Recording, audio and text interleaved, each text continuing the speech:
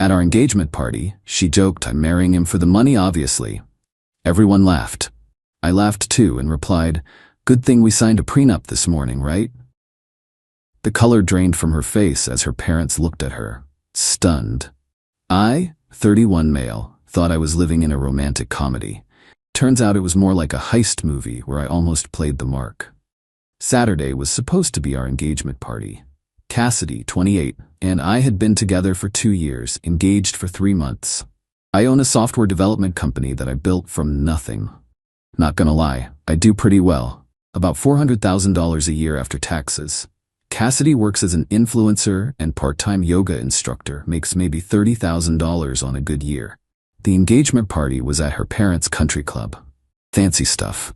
About 150 guests. Her dad, Reggie, is old money. Her mom, Diane, acts like she's royalty.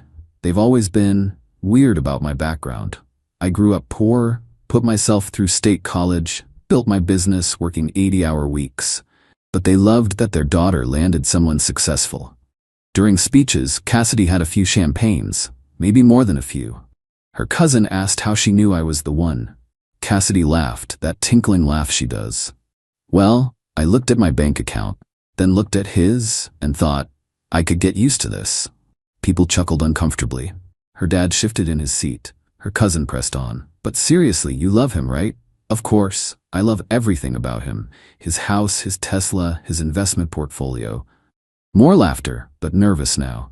I'm kidding. But seriously, after dating all those broke artists and musicians, finding someone with actual money was like, finally, I'm marrying him for the money, obviously. She was drunk, but there was truth in wine. Everyone laughed because what else do you do? I laughed too. Raised my glass. Good thing we signed that prenup this morning, right, babe? Record scratch moment. Cassidy's face went from flushed pink to sheet white. What? The prenup? The one your dad's lawyer recommended. I looked at Reggie innocently. You did recommend we get a prenup, right, Reggie? Reggie looked confused. What prenup? Oh, the one I had drawn up. Cassidy signed it this morning. Standard stuff. What's mine before marriage stays mine, what's hers stays hers. You know. Cassidy stood up so fast she knocked over her champagne. We need to talk, now. After the party, sweetheart. Now. She stormed off. I followed, but not before winking at my best friend Dale, who was recording everything on his phone. In the hallway, Cassidy lost it. What prenup? I didn't sign anything. Really? This morning? The papers you signed at breakfast? Those were wedding venue contracts. No, those were definitely prenup documents. You signed 3 copies, even had them notarized with Janet from my office. You tricked me? You just announced to everyone you're marrying me for money. It was a joke. Was it though? She started ugly crying, mascara everywhere. I can't believe you'd do this. I can't believe you'd announce to 150 people that you're a gold digger. I'm not a gold digger. Then the prenup shouldn't matter. She slapped me. Hard. We're done. The wedding's off. Okay? She blinked. Okay? That's it? Yeah. You want out because of a prenup? That tells me everything. She screamed and stormed back to the party. I heard her telling everyone I'd deceived her and trapped her. Her parents looked mortified, not angry at me, mortified at her reaction. Here's the kicker. There was no prenup. Those papers she signed, literally venue contracts. But her reaction told me everything I needed to know. Update 1. It's been 3 days since the party. My phone won't stop. Here's the current situation. Cassidy moved back to her parents' house immediately, took everything she could fit in her Range Rover that I bought her BW, left a lovely note calling me a manipulative psychopath. Her mom, Diane, called Sunday morning. Not to apologize for her daughter's gold digger announcement. No, to demand I fix this. You humiliated our family. Your daughter announced she was marrying me for money. She was joking. You're the one who lied about legal documents. I never said she signed a prenup. I asked if it was good we signed one. She assumed and panicked.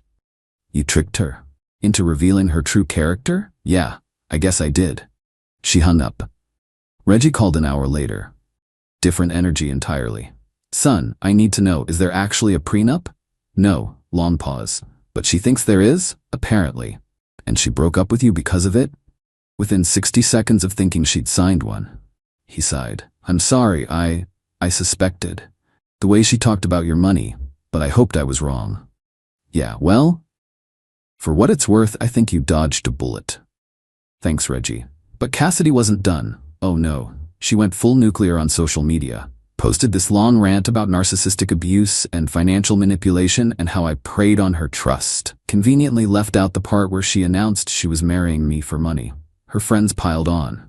My DMs were full of, "You're disgusting. How dare you manipulate her? She loved you, and you played games."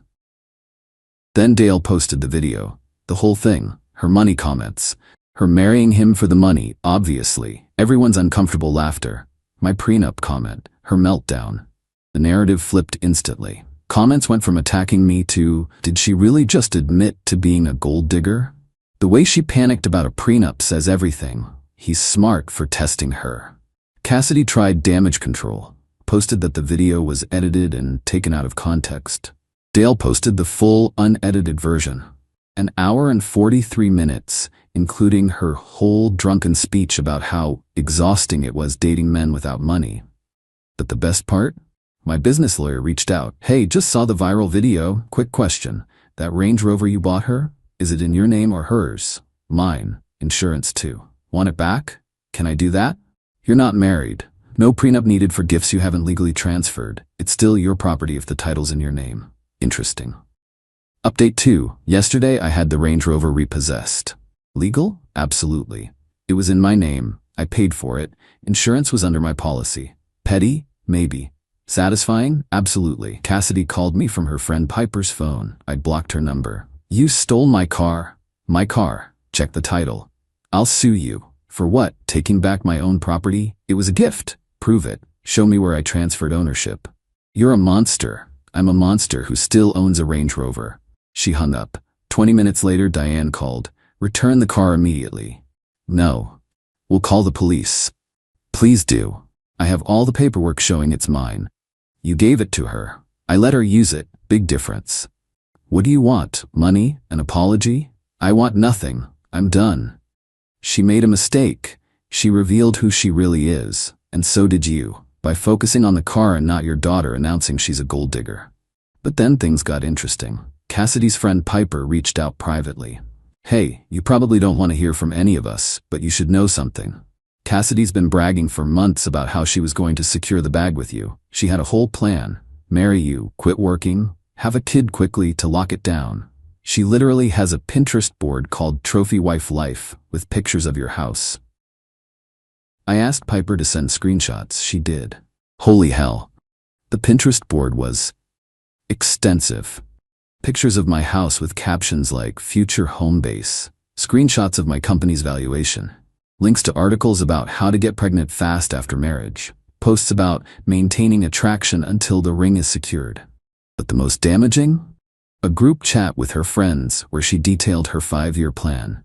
Year 1, marriage, get pregnant. Year 2, quit working, focus on baby. Year 3, second baby for security.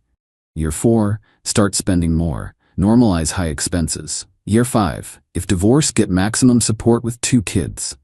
One message stood out. "The prenup thing is my only worry. Have to make sure we don't sign anything before the wedding. We'll pretend I'm too emotional stressed to deal with legal stuff." I forwarded everything to Reggie with one message. "Thought you should see this." His response, "Jesus Christ." Update 3. Reggie called me this morning. Different man entirely. Cold. Businesslike. "I've seen everything. The Pinterest board, the group chat, the plan." "Yeah, I'm cutting her off."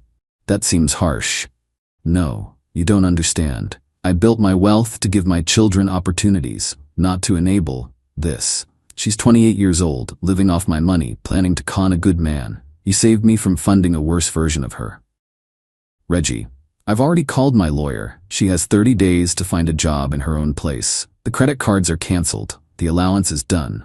"What about Diane?" "Diane agrees. We're both disgusted." An hour later, Cassidy called from another unknown number, hysterical. "What did you tell my dad?" "The truth.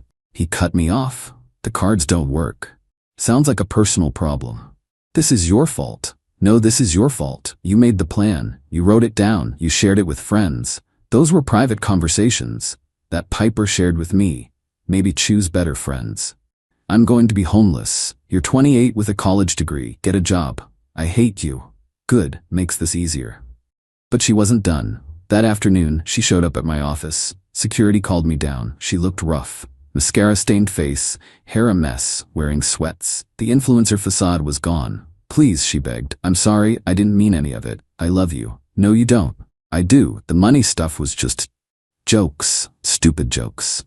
The 5-year plan was a joke. The Pinterest board was a joke. Her face fell. How did you, Piper, your best friend, sent me everything? She went from sad to rage in seconds. That bitch. See, this is the real you. The mask keeps slipping. I'll change. Into what? A different person? Because that's what it would take. You're throwing away 2 years. I'm avoiding a lifetime of manipulation. Security stepped forward. Ma'am, you need to leave. I'm not leaving without my ring. Oh right, the engagement ring, a $45,000 cushion-cut diamond. The ring you're wearing? It's mine. Actually, legally, it's a conditional gift. The condition was marriage. No marriage, no ring. You can keep it until the wedding date passes, then I'll expect it back. You can't do this. Watch me. Security escorted her out. She keyed my Tesla in the parking lot. Cameras caught everything. Filed a police report and insurance claim. Update 4. It's been 2 weeks since the engagement party. The wedding was supposed to be in 3 months. Deposits are lost, but honestly, small price for freedom. Cassidy's world has completely imploded. According to mutual friends, her parents gave her 30 days to get out. She's now 14 days in, no job, no prospects. She tried to move in with Piper. Piper blocked her after Cassidy found out about the screenshots. Her other friends are busy. Whenever she needs a place to crash, she's been applying for jobs but has 0 actual work experience beyond influencer. Her Instagram engagement tanked after the video went viral. Lost brand deals.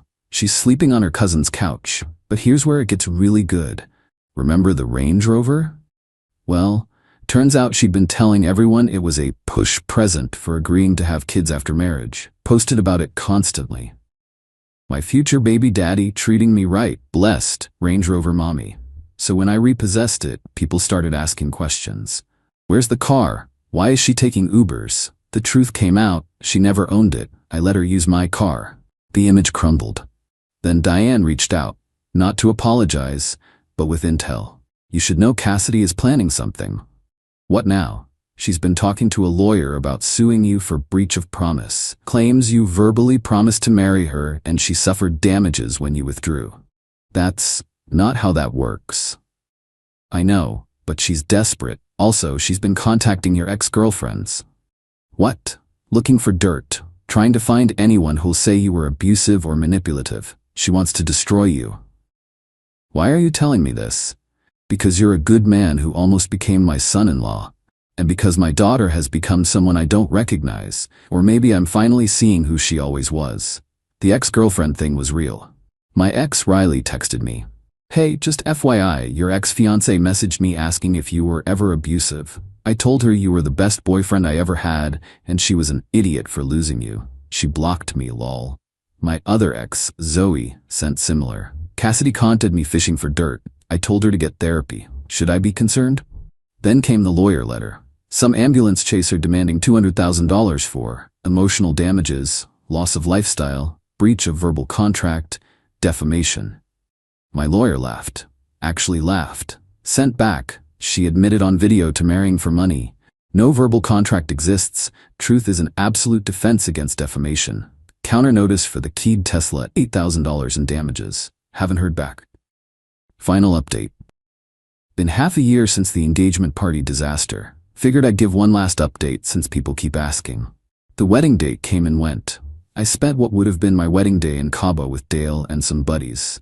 Got drunk on the beach, watched the sunset, thanked the universe for the narrow escape. The engagement ring? She tried to keep it. Claimed it was a gift. I had my lawyer send a formal demand. She ignored it. I filed a civil suit. The judge took one look at the evidence, including her own admission she was marrying for money, and ordered her to return it immediately. She had to pay my legal fees too. Sold the ring for $38,000. Donated half to a financial literacy program for young women. Felt poetic. Where's Cassidy now? Last I heard, working at a department store selling makeup, living with 3 roommates in a sketchy apartment. Dating some crypto bro who talks big but drives a 2008 Honda. Posts inspirational quotes about surviving narcissistic abuse. Lost 90% of her Instagram followers. Her parents still have her on timeout. Reggie reached out last month, invited me for golf. Weird, but I went. I owe you an apology, he said on the 9th hole. We enabled her, gave her everything, never made her work for anything, created a monster. It's not entirely your fault. It is though. We knew she was materialistic, shallow. We just hoped marriage would mature her. That's not how it works. I know that now. By the way, I'm starting a foundation for financial literacy. Want to ensure other kids don't turn out like her. Would you consider being on the board? I said yes. It's actually been rewarding. We've helped dozens of young adults learn actual money management. The irony? Cassidy applied for a grant from the foundation. She didn't know I was on the board. Her application talked about overcoming financial abuse and rebuilding after betrayal. We denied it. Not because of me, because she literally admitted in the application that she'd never had a job before age 28 and blamed others for her situation. As for me, started dating someone new. Heather's a pediatric surgeon, makes twice what I do. When I told her about the prenup test, she laughed and said, I would have signed a real one. I protect my assets too. We've been together 4 months. She insists on splitting everything 50-50. It's refreshing as hell. Oh, and the best epilogue?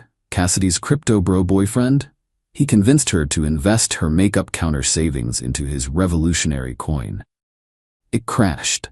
She lost everything. Posted a tearful video about being scammed by another narcissist. Piper commented, maybe date for character instead of wallets? Cassidy deleted the video. Sometimes the best revenge is just letting people face the consequences of who they are. Cassidy wanted to marry money instead of a person. Now she has neither. And honestly, we're both exactly where we deserve to be. P.S. To everyone asking how I knew to test her with the fake prenup, I didn't plan it. When she made that money comment, it just came out. Call it divine inspiration or my subconscious protecting me. Either way, that split-second decision saved me from a lifetime of manipulation. P.P.S. Reggie sent me a birthday card last week. Inside it said, thanks for not becoming my son-in-law. We both knew what he meant. The Tesla repair? Insurance covered it, but they went after Cassidy for the deductible. She had to set up a payment plan. $50 a month for the next 3 years. Every payment is a reminder of what greed costs.